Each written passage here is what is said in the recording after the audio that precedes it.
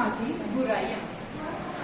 आज हम सभी माताओं के प्रति आभार और सम्मान की भावना को साझा करने के लिए एक साथ इस महान अवसर पर मातृ दिवस को मना रहे हैं। माँ जिस शब्द को सुनते ही हमारे मन में एक अद्वितीय भावना उत्पन्न होती है। माँ हमें जन्म देती है, हमें पाल पोस कर बड़ा करती है, हमें इस लायक बनाती है कि हम एक अच्छे इंसान बन सकें। हमारे साथ खुशियों और दुखों को साझा करने के लिए सबसे पहला और अंतिम प्राणी भी माँ होती है।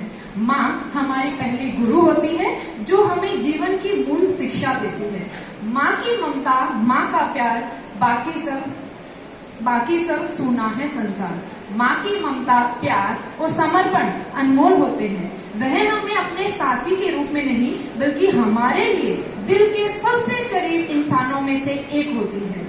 उनके बिना हमारा जीवन अधूरा नहीं, ना के बराबर होता है। इस मातृ दिवस पर हमें अपनी माँ के प्रति आभार व्यक्त करना चाहिए, उनका सम्मान करना चाहिए, हमें उनके साथ अधिक समय बिताना चाहिए और उनकी सेवा करनी चाहिए। उसके अलावा अगर मैं आप सबको बताना चाहूँ तो हमें पता है कि चाहे हम कोई अच्छा कार्य कर रहे हैं या बुरा कार्य कर रहे हैं, लेकिन हर एक कार्य के लिए कोई आइडल होता ही है।